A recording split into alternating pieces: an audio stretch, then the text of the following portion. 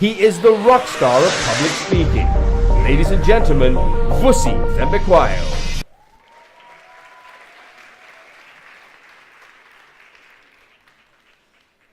Jumbo. So let's try this because you've all been sitting down for about an hour now. Let's all stand up. Stand up, let's get a good stretch of our legs. Touch the person next to you.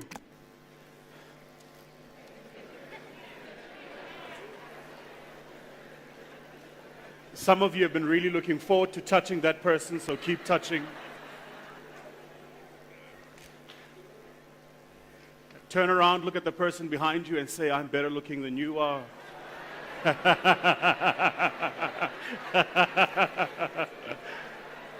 All right, great. Let's sit down. So first, let me just say thank you very much for having invited me to your beautiful country. It's now my, I think, 9th or 11th time here in Kenya, and I was saying to the executive team at CBA that invited me that perhaps this time I get a second wife here, so I have an excuse to keep coming back. Now, I am Zulu, so we Zulus are allowed more than one wife. And for some of you ladies who want to put in an application, we'll have a pink box at the back. Just write your name with your ID number and your contact details. Good. I have exactly about what was supposed to be 60 minutes. I've cut it down to about 35, cognizant of time and the fact that you've been sitting for some time now. I have, in essence, 3 simple ideas I'd like to share with you. And I hope at the end of those 3 simple ideas, you and I can agree on kind of where we are at. Before I start, let me just make a very quick statement. One of the challenges we have, and I work and run a venture capital fund, and we're busy raising now our second fund to operate across the continent. But one of the major challenges we have as entrepreneurs often is we don't understand what the role of banks is. So if you study the history of banking, you start first with the Medici family, you will realize and recognize that the institution of banking was not created, nor are the functions of it for the specific purpose of providing venture capital. That's why most of the products that banks offer are debt instruments, not equity instruments. The reason I make this point is very important because if we are, as entrepreneurs, talking about how banks are not helping us access finance, which often should be long-term, patient capital, ergo equity, we're not having the right conversation. You're going to the wrong institution, but asking for the right thing. The real problem we have is the culture of venture capital, and you could read into that venture and private equity, is quite poor, not only here in your beautiful country, but actually across the continent. We live in one of the very few places in the world where we create value, create equity value, and real liquid capital. We are more likely to invest it outside of our own continent than we are in our own continent. You know, nobody talks about the fact that it wasn't for the first 7 years of Facebook's operation that it wasn't even generating revenues. How many African entrepreneurs can create a business and operate and pay salaries for 7 years without generating a single cent in revenues? Amazon, to this day, is still not profitable. They make phenomenal gross margins. But if you look at their capital structure as well as their income statement, you'll realize that Amazon actually isn't a profitable business. Jeff Bezos does that quite deliberately. He keeps his marginal costs low so that he can use that to finance growth and capital expansion by pushing out competitors. Now, you can't do that when you're going to traditional debt instruments to acquire funding. So what I hope to do here this morning is perhaps bring a different complexion to the conversation. Talk not only about what is required and why it's required, but also how I think as entrepreneurs we should be mobilizing ourselves to speak a unified voice. My presentation is aptly entitled The Fundamentals of Modern Business. You see it behind me. What I'd like to do now, with your permission, is the clicker picking up? Let's try again. It's not. Could you just take it out, Jeps, and put it back in? By the way, there is a single group of people who are here who never get any mention or any round of applause, and that's the tech crew at the back. So maybe we could just give them a round of applause for the work they do. The graph on screen is quite a powerful graph, so I want to spend a moment on it and pause. What you're looking at is the history of recorded global GDP, what we know as the global domestic outputs of all economies in the world since the first century.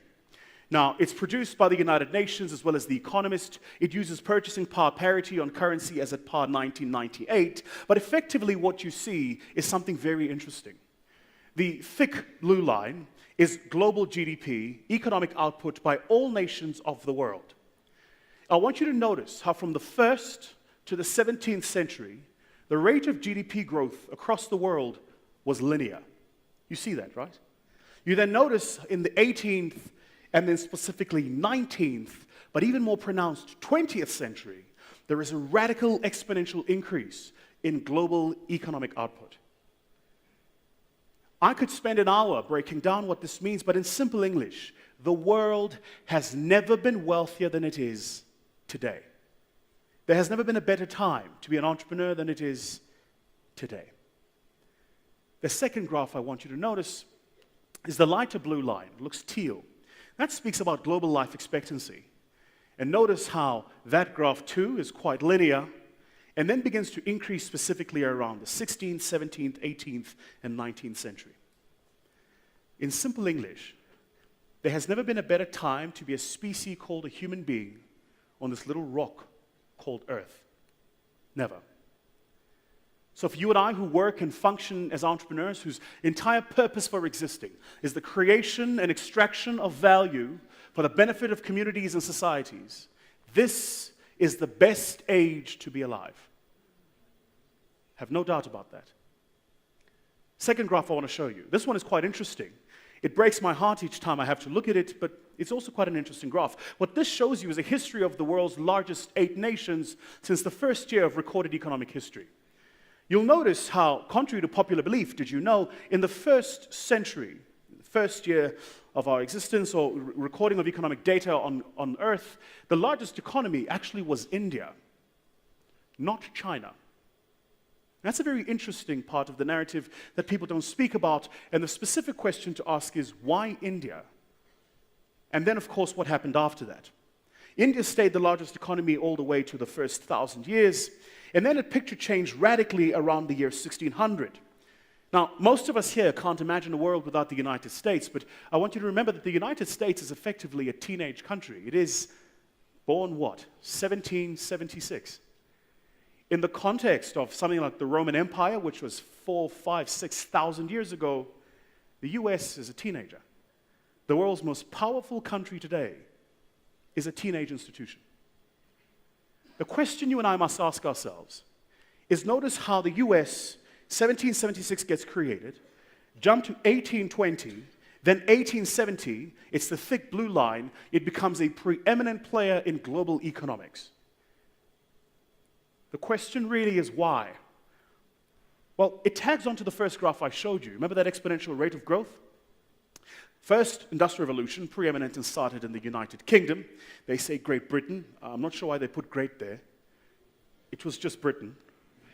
And for those of you who are curious, the difference between England, Britain, and the United Kingdom is England. Great Britain includes England as well as Scotland, so even the Scottish people are British. And the United Kingdom is all the Scotland, England, Wales, Ireland, as well as the Channel Islands, Jersey, and Guernsey. That's the difference. But the first industrial revolution was effectively fueled by the steam engine. That was preeminent in the United Kingdom. The United Kingdom today is one of the top 7 largest economies on earth, effectively fueled off the back of a technology that was 200 years ago. The second industrial revolution in the United States was the combustion engine. A simple idea that you could take power resident in large animals like horses and oxwagon, compound it and put it together into a single steel structure called an engine and use that to move goods. Today it sounds rudimentary, but in its day it fundamentally shifted global economics. Because until then, to move goods from one part of the world to the other, you either use steam technology or you used live animals. With a combustion engine, we started using air, more efficient forms of rail. It fueled the entire convergence and emergence of the American age. Today, the US is the world's largest economy because it all started with a single technology. If you want to understand why Africa remains at the periphery of global economics, you must ask yourself a single question. How many technologies has Africa produced and brought to the world that has shifted how the world and its global economic structure works? Until the answer to that question is answered in the affirmative, we will continue to remain at the periphery of global economics. My view, by the way, and I live both in South Africa and in London. I spend a week every single month in London. Let me tell you, I hate, absolutely hate, European patronage for Africa. I hate it. I hate the idea that Africans must always be the recipients of pity from other parts of the world. It's denigrating by its nature, but also quite debilitating. Because it means for as long as we exist, we always look for somebody else, to come from somewhere else, to better our better living standards. It's rubbish. It's rubbish.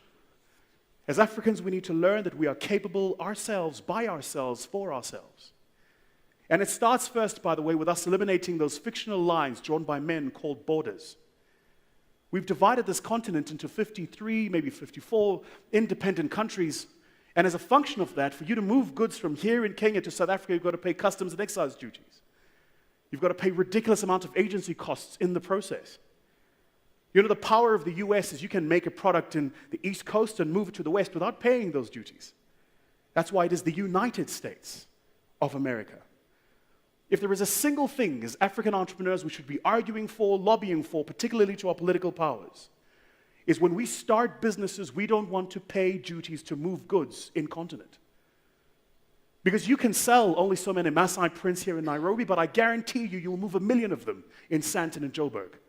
I can only sell so many Zulu Mbatata shoes in Joburg, but I would move 1 million of them in Accra, Ghana.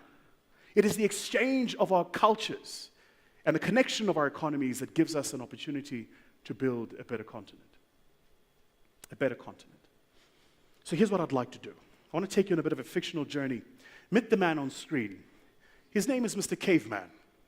Why? He was a man, lived in a cave.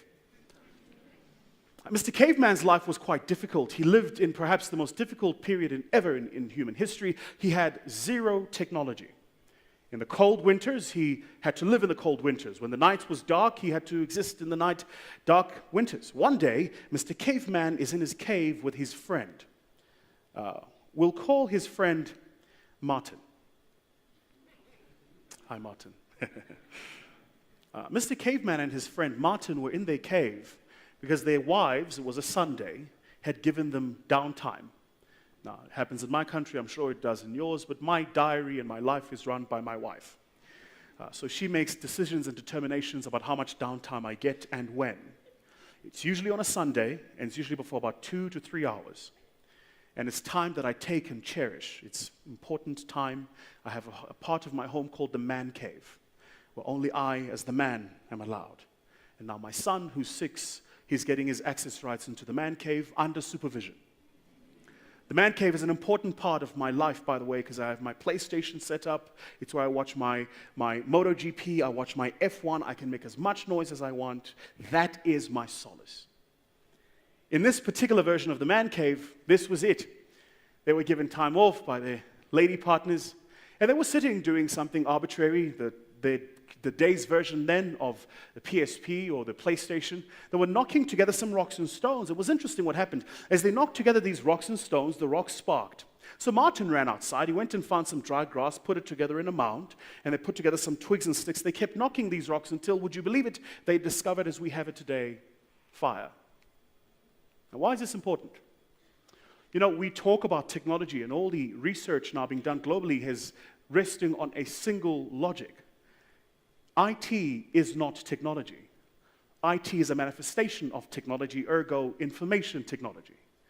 Technology is any time man invents or creates something that makes his material existence on earth better. The very first version of it was fire. Why? Because with fire, man could fight off much larger predators. He could warm up the cold winters. He could light up the dark nights. It changed his experience and existence on earth. Fast forward a couple of hundred years, we're now in this time called the medieval ages. And specifically before the medieval ages, for those of you who don't follow history, you wouldn't know, but specifically before the medieval ages, the idea of the nation state wasn't born. We existed in our tribal lands as tribes. You might be wondering, I am Zulu, so I can tell you now as a matter of fact that there are only two tribes in the entire African continent: Zulus and everybody else. We Zulus, by the way, are quite renowned for being tall, strong men, sturdy in our nature. We give guidance and direction, and we're radically attractive. Feast your eyes on Exhibit A. No, I'm joking. I'm kidding. But with the idea of the nation state, it meant that smaller tribes were being conquered by larger tribes, and larger tribes conquering even smaller tribes. They then created the very idea of nation state. You and I would know, because we're in business, that the only way to conquer a competitor is through conflict and war. You go to the market, you compete, and when you win, you conquer the competitor. It was exactly the same then. The problem was that for man to wage war, they had to be in a proximity, in a distance. They had to fight, seeing an enemy in a space that they could fight and see. If they had more soldiers and better tactics, they would compete and win. Somebody thought that problem was broken and they did the gun. What did the gun do? It meant that you could fight off larger people, a larger tribe than you had. You could fire them and hurt them from a greater distance. But specifically with the introduction of the cannon, you could conquer lands with a fraction of the army of your component. That second mode of technology fundamentally changed history. It changed the course of the world's history as we know it. Now let's fast forward to the first industrial revolution. Man is working in day-to-day functions. Maybe just to give you a sense, pre the first industrial revolution, we all existed in something called nodal functions of work. So simply said, row A would be a farm, and you would farm goods. Then you would take the goods and package them. And after packaging them, you would brand them. After branding them, you would distribute them. And after distributing them, you would sell them. You would do all of that. The first industrial revolution, somebody thought that that problem was broken. So they thought, why don't you farm, you package, you brand, you distribute, you sell, you collect, and you build the actual corporate structure. Because if we can create lines of functions and specialization, we can reduce the cost of doing business, and we can build more competitive businesses. And that, of course, was fueled by the discovery of electricity. We then moved to an era where man was traveling using ships. Somebody thought that problem was broken. Why does the ship have to sail through the elements? Why doesn't it sail rather above the elements? And invented was the principles of flight that we use in flying today. Anybody here have a private pilot's license? Anybody here fly? Yeah, the people who have the PPL will tell you that when you take your private pilot's license, you're taught that on the screen, what you would have is the windscreen of the car, but effectively the screen of whatever object you're flying. There are two strings on adjacent ends of a single rod that hangs in the middle. Those two strings are the very same principles of flight the Wright brothers invented all of those years ago, now 80-something years ago. And effectively what they tell you is if the two strings are up straight, it means you're flying and are at balance, and if the two strings ever tilt to either side, it means you're off balance.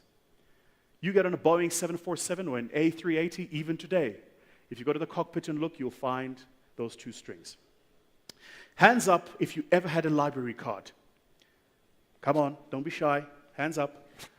If you didn't, that explains why you're an entrepreneur. I had a library card, so this is how the model worked. If I wanted to get a book, I got in a taxi. In my country, you have a taxi. Here you have bodabodas. But I got in a taxi, went into the taxi, would catch another taxi, then a second taxi. Then I would walk about 4 or 5 kilometers to get to the town library. I'd go to the librarian, who was, by the way, a genius of indexing systems. She knew what shelf, what book, next to which author. I would ask her for the shelf and the book. She'd tell me, go to that shelf, next to that author, you'll find the book that you're looking for. I'd then go and take the book. She'd give it to me for a week. The exchange was I gave her my card, she would stamp it, and she'd keep a record. She'd give me the book for the week, and I'd go home and use the book. Now, for those of you who've ever been to a library, hands up if you have ever been to an empty library. A library that was so busy, there was no books in it. Yeah. You know what that tells you? That they were inefficient. What's the very first rule of running any business with assets? That your inventory should always be zero. You should always try and push inventory to zero. So if there are books in the library, it means there is knowledge sitting that nobody's using. Well, somebody thought that problem was broken, so what did they do? They took the knowledge, put it online, and made it available for everybody all the time. I'm speaking here today. If I say something you don't quite agree with, you go on your phone and you check on the internet whether or not what I'm saying is true. The knowledge is no longer sitting in a central place, it's sitting everywhere all the time. We make a mistake about the internet. I want to spend a moment on this. People think the internet is a technology, but an interesting paper published, by the way, by Institute Business School, and they talk about the internet not as a technology, but as a catalyst, and I think they're quite right. So they say for something to be a technology, it must pass 3 laws. The first is somebody must create it. Second, somebody must own it, and third, it must sit resident somewhere. Would anybody here like to tell us who created the internet? There's a lot of argument and a lot of literature. Was it the United States Paramilitary Service? Was it those academics at MIT? Was it Steve Bernstein? Was it? But was it? Because the argument in what's coming out today is he built an iteration of what later became the internet. In truth, the internet has been an iteration of an iteration of an iteration of so many technologies that nobody owns the proprietary knowledge upon which it's built. In essence, nobody owns the internet. Nobody created it. The very idea of what the internet is, just think about it logically. I have a website, the wireframe built by a crew in Cape Town, the user interface built by a crew in Sri Lanka. I'm speaking here in Kenya, which means somebody in Kenya went into my website and found my information. Tomorrow, when I leave from Kenya, I'll go to London. Somebody in London went and found my information. I'm in South Africa. When I domicile a transaction, it's coming out of Mauritius. So would somebody tell me, anytime I do a business deal, where is the business deal done? Because it's transacted online. The internet is everywhere, all the time. It sits resident nowhere. If you don't believe me, if somebody says something nasty about you on Twitter, and they do this about me quite often, try and find the head office of Twitter and then bomb them, just to collapse the service. And you very quickly realize that even if you found the head offices of Twitter or the servers where the information was sitting, the backup has so many backups to so many backups that the internet is available all the time, everywhere. So the internet is not a technology, it's a catalyst for change. That's the first thing I wanted to say. The second point I want to make is specifically around understanding the difference between transformation and change. These are not the same things, and I think it's important for us as entrepreneurs perhaps to spend a moment on this. Many societies tend to think and function in what we call change thinking and change logic. It's linear by its nature. It starts off with an input, and the input predetermines the output. That is perhaps the process of, you might want to think about it, how the frog becomes. It starts a tadpole. And at tadpole, the tail disappears, it manifests, and it grows, and it becomes the frog. But the beginning state of the tadpole is the same in substance and form as the end state of the frog. What we have to do, if we really want to get financial services to work for entrepreneurs, is we have to start thinking in transformational ways. That's the difficulty. When I studied corporate finance, I was taught a particular way of thinking. That there is a certain set of information you glean from an income statement. The importance of the cash flow. Understanding capital structure and the balance sheet. But of all of the technologies I pre-mentioned to you, do you think the Wright brothers had a capital structure and a balance sheet when they invented the principles of flight that fuels global aeronauticals today?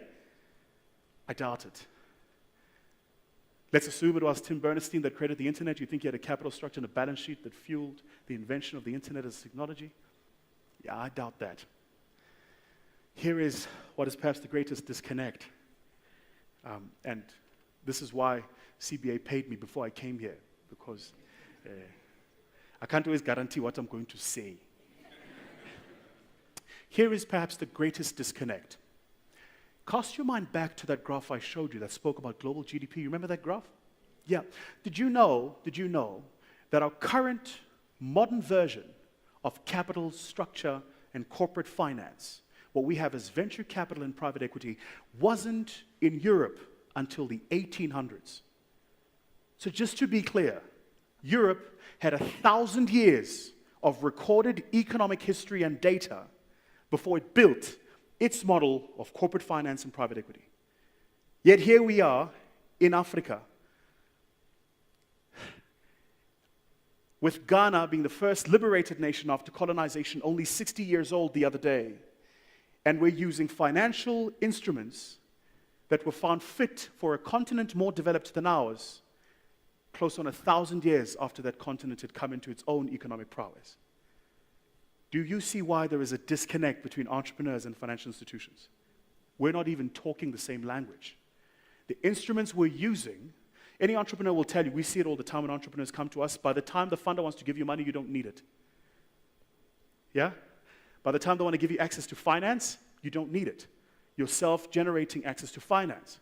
So the only reason you might take that capital is because you don't want to run a lazy balance sheet. A quick point to the bankers, and by the way, for the entrepreneurs who want to know who the bankers are, find anyone here in a suit and tie. That's the banker. That's why I'm not wearing a tie. I'm repented. Ladies and gentlemen, please allow me to introduce the world's most attractive woman ever, Serena Williams. Now, I can say this even though we're streaming it because my wife knows how I feel about Serena Williams. I can also confirm to you that my wife has given me a celebrity pass when it comes to Serena Williams. My wife knows very well that if I ever meet Serena Williams, I am not going home. I am very happy to be Serena Williams' anything. There's a South African friend of mine, is a designer called Tula Cindy, and Serena Williams was in South Africa about 2-3 years ago, and he got to dress her. Now, Tula is what you might say of the other brigade. So he didn't quite appreciate the asset infrastructure upon which Serena's body is so beautifully constructed. So I kept asking, I said, is the balance sheet balancing? He says, I don't know what you're talking about. I'm like, oh man! Serena Williams is beautiful. She's absolutely stunning. You know, Serena Williams is the most dominating female tennis player of all time. Of all time. If you play a game of tennis with Serena Williams, she will serve a ball in your direction at an average of about 147 kilometers per hour. So that's... You'd be at the other end doing this, and all you'd hear is... And you'd still be waiting for the ball to come in your direction. She is phenomenal. She's attractive to watch, even more so when she's sweaty. I don't mean to take this too far, but I would lick Serena Williams' sweat off. I'm like, Serena, you don't need a towel. Just call me. Call Vusi, please. I will be your towel. I hope she's watching this. But let's talk about why Serena Williams is the most dominating female tennis player of all time. This is the layout of a tennis court. It's looked like this for now 890 years of modern tennis history. It hasn't changed in 890 years of modern tennis history. 1981, the WTA, World Tennis Association, published a rule change. And the rule change went something like this. The golden oldies in the room would remember. It used to hold in tennis that as you serve a ball, you had to keep one foot on the ground. They said now you could serve and lift both feet. It was such a shattering announcement that they published it on the sports section of the Wall Street Journal. Unbelievable. How do you deal with this kind of change? So why is Serena Williams the most dominating female tennis player of all time? She has done her 10,000 hours a couple of thousand times over in a sport that hasn't changed the set of rules in close on 1,000 years. Do you get it? I wonder if Serena Williams would still be as powerful, though, if the tennis ball was a cricket ball. If the tennis racket was a baseball bat. What would happen if we took the tennis court and made it circle rather than rectangular? What about having 2 umpires rather than 1? What would happen if we removed the turf and made it tarmac? Would she still be the most dominating female tennis player alive today? Who's the best soccer player of our generation? Cristiano Ronaldo. If he was black, he'd be Zulu. Of course. Lionel Messi would be Kikuyu, but Cristiano would be Zulu. No question. There's no question. How are we even arguing about this? Why is Cristiano the best of his generation? Simple. He's done his 10,000 hours a couple of times over. But I wonder, would Cristiano still be as good as he is if the soccer ball was the weight as well as the texture of the basketball? You know, FIFA is still arguing in 2017 about whether or not to introduce goal line technology in 2017. What would happen if we removed the penalty distance and doubled it or made it in half? If we took the goalposts and made them cylindrical rather than rectangular? The problem we make in business is we use the rules of sport to apply in business, and they don't. The single reason they don't apply is because in business every single day, the set of rules along which you compete is changing. Your market's changing. Your competitors are changing. Their needs are changing. And as the shift happens, we too need to change. So I heard the conversation earlier about disruption, when disruption occurs. You know, the theory tells us now that disruption occurs when you do 3 very simple things. We cloud it in a lot of academic data. If you do these 3 things, you're disruptive. If you do something that your competitor does cheaper or better or faster, or all three? As an entrepreneur, you're being disruptive.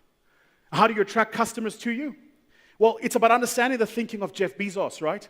And I don't want to spend much time on this, but if you can save your customers time, resource, and energy, being cheaper, better, and faster, you give yourself an ability to compete in market that is harder for your competitors to attract and much harder for your competitors to duplicate. Hands up if you've ever heard of the company on screen now. Yeah? Hands up, ever heard of a Nokia? Hands up if you had a Nokia. Hands up if you do now.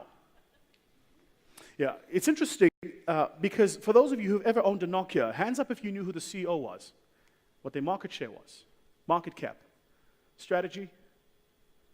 Yeah, you know the mistake we make, I think, often in businesses, we assume whether or not our customers care, whether or not you succeed. If there was a single thing I learned from specifically Grant's story was, customers don't care if you succeed, they care if you're relevant in their lives. And if you're relevant in their lives, you have a path to continue living. If you don't, well, you don't.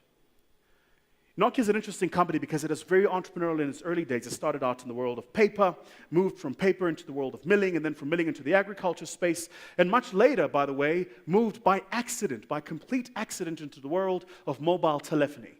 Nokia went from paper to pulp to agriculture to phones to dead. Why? Because, and you learn this when you look at entrepreneurial businesses, is there is a different stage at which entrepreneurs need different types of leadership and understanding the different levers of disruption. And I'll speak to that in a minute. So, what are we asking of the financiers? And this is specifically to the bankers here. I think what you'll find most entrepreneurs are asking for is just a change of perspective. But for me to speak about it is perhaps one thing. So what I've done is I brought with a video to show you what it is I mean by a change of perspective. Have a look at this.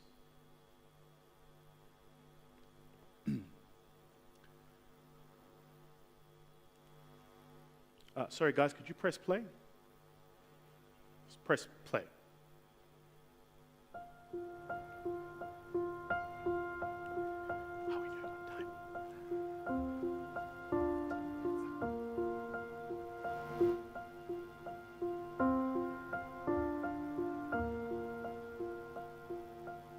You're about to meet Michael. He lives fast as a self-made millionaire. You didn't have to dress up. It's all right. You're going to photograph Michael. He's actually saved somebody's life. Michael is an ex-inmate. He's a commercial fisherman. Michael claims to be psychic. Nice to meet you. Michael's a former alcoholic. Here's your camera. I would like you to flesh out the essence of who he is. What would you like out of this? What would you like the photograph to say about you? Do you find that being a psychic impacts much on your day-to-day life? I can see this is emotional for you. Like to get to know the person. You've only got 10 minutes, right?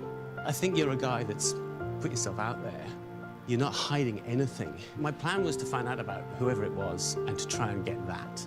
And what I learned from him is he's incredibly brave. It was really intense. Pull this shirt out. Sorry.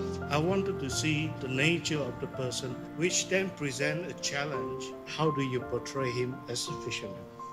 That's perfect. He's a self-made millionaire and sort of a little bit intimidating. I wasn't going for a beautiful, nice, perfectly lit portrait. I just want to try bring out something of who you are. I think that you just treat people like they're everyday people, like everybody is.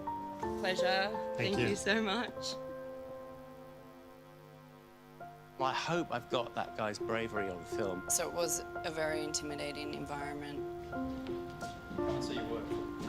I like the empty chair next to it too. Because this is a totally different person.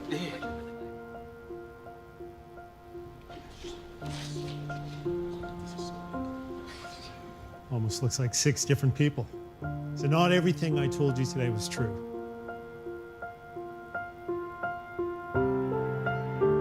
I'm not a fisherman. I am not an alcoholic. The GFC hit me hard, but I've never been a millionaire. Never been in prison. I am a Bondi lifesaver, but the story we talked about never did happen. Not psychic. Can barely spell it. Before I knew there were different characters in these, I thought, that's really strange. These don't look like portraits of the character I thought you were. You've always got your own preconceptions and you've got your ideas. It pushed me into a position and a space that I wouldn't normally be in. You have to dig a lot deeper. It means you've got to be, I think, a lot more creative to work out how you're going to play things.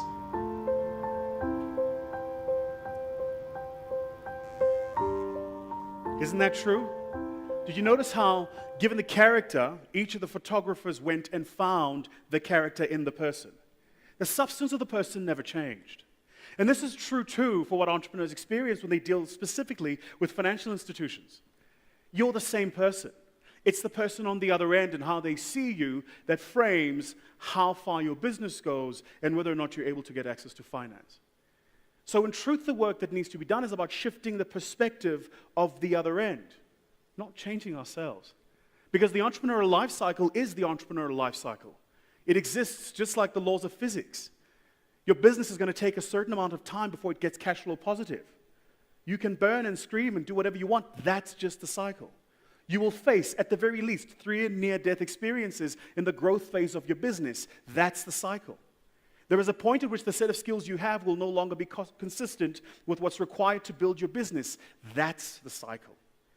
It's existed just like gravity. What's important for us is to have a conversation about how do we shift the thinking of the people to whom we're asking for. And so the point I want to make here is it's not the solution that's required, it's the problem that's broken, Eric. It's the problem in how we framed it. Let me put it to you this way. Has anybody ever been to a McDonald's? Hands up. You've definitely been to a McDonald's.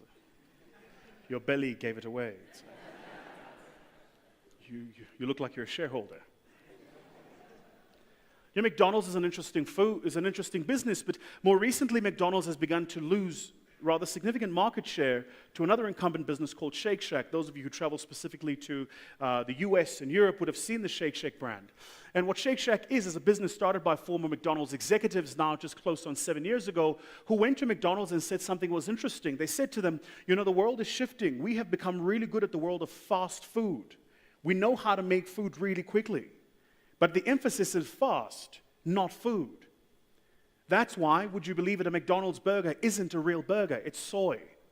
The Coke you buy at a McDonald's is not real Coke, it's the syrup with ice and water.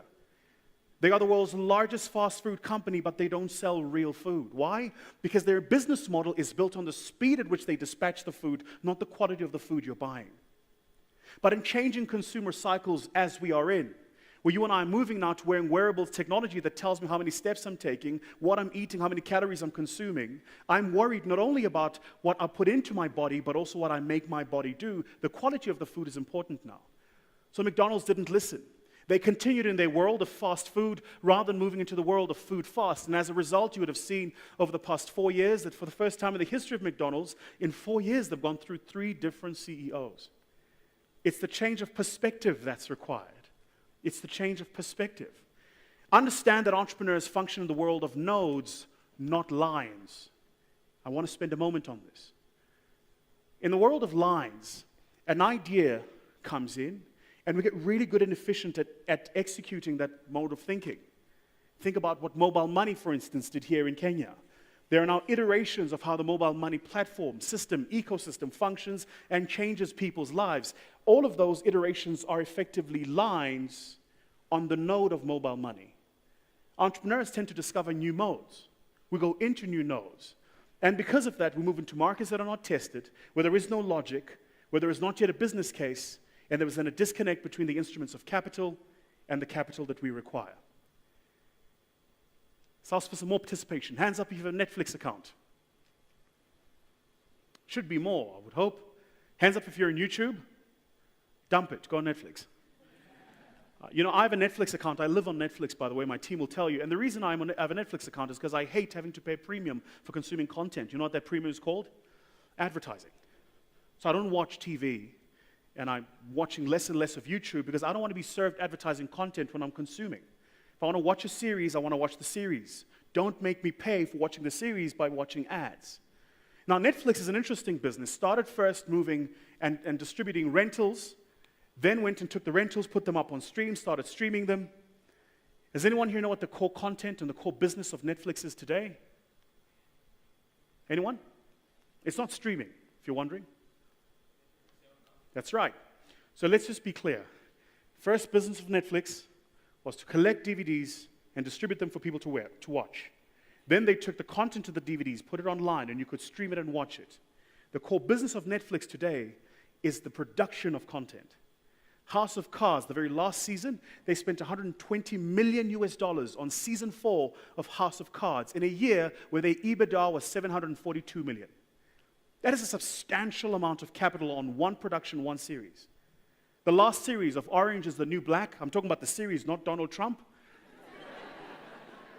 They spent $84 million on season 6 of Orange is the New Black. So if you want to understand any business's core business, you're going to look into their balance sheet and you understand where they're allocating capital. That's their core business. The core business of Netflix isn't even in streaming, it's in creating their content. If you've ever been on Netflix, watch a series called Narcos. I spent an entire weekend watching Narcos about the life of Pablo Escobar, the man who effectively created the world's drug trade as we have it today. The idea of moving drugs from South America into North America using tunnels, trains, and corrupt officials. That was Pablo Escobar's thinking. In his heyday, he was the world's 7th wealthiest man. A phenomenal story. It's told over 2 seasons, 13 episodes a season, all of it in Spanish. I don't speak Spanish. But I braved 2 seasons, 13 episodes a season, 48 minutes an episode, watching subtitles because the content was so strong. You may or may not know, by the way, that Netflix has just commissioned a show to come and tell the story of Mansa Musa. It'll be the very first show told about an African in the light of an African as a ruler and a leader. So how does this work? I'll close with this. Very simply, I think it's time that financiers need to understand the world that entrepreneurs are in. You know, it ultimately comes down to what it is that you're seeing on screen. When there is a disruption introduced in a marketplace, we all have a way in which we build businesses. Those businesses start at a point, get built, and we get really efficient at managing and running those businesses. If you want to understand why Nokia had the great disconnect it had, it's a simple answer, by the way. It's because the entrepreneurial spirit that started Nokia did not transcend into the management talent that ran Nokia. The disconnect often is that managers don't understand that every single business was once a startup. Just think about that. Even CBA was once a startup. Every single business where you work, where you get employed, as we run our side hustles, these large institutions that we work in, that was once an idea in somebody's head. But when we go to these institutions and talk to them, often you find that the decision makers are disconnected from the entrepreneurial prowess that started that business. It's driven by systems, compliance, and processes. And I love compliance-heavy cultures. One of the things I noticed, by the way, about your beautiful country, I suppose owing to the very unfortunate, more recent incidences you've had around terrorism, is how the security compliance culture in this country is very high. So yesterday I went into NTV to do a TV interview with Larry. And we waited for an hour at the security because we were not carrying our passports. Now, probably doing it for a good reason, but there is a point at which compliance just becomes counterproductive. Because if it was a live show, we would have missed it completely. I would have flown thousands of kilometers, 4 hours on air, to get here, to be on his show, and somebody would have stopped me because we were not carrying a passport. Now, there were probably very genuine reasons why we were not told we needed a passport, and very good reasons why he needed a passport. Just like there are good reasons why banks are asking you to put together a set of complex financial projections, when in truth, you don't even know what the retail price of your product is going to be. The management prowess that builds the business gets it to a point where it matures. When it matures, it must make a single decision. We keep continuing what we do, the habitual pursuit. It may take time, but eventually we will die. This is the law of history. Study what happened with the Medici family who created the institution of banking as we know it. It will happen. Or, and this is the one that happens more often, hire very well-trained finance people, process engineers, bring them in and ask them to make the business more efficient, cut costs, reduce the marginal cost per commodity, and we become more competitive. Yes, in the old world, you become a McDonald's that sells more burgers cheaper. They're still unhealthy. Or, and I'd like to think this is what perhaps the entrepreneurs have been trying to say, it's time for a new conversation. It's time for a fundamental rethink about how you're assessing us and the data and the information we keep and how you're building products to answer the needs that we have. And that is about getting into the space of innovation. It requires bravery, a lot of courage, internal conflict within those organizations. But done and done correctly, it transforms ecosystems. I'm humbled that you've invited me here, and I look forward to spending some time with you after this. I'll call Larry back on stage, but I hope you found value in the ideas and thoughts that I've shared now over the past 35 minutes. Thank you very much.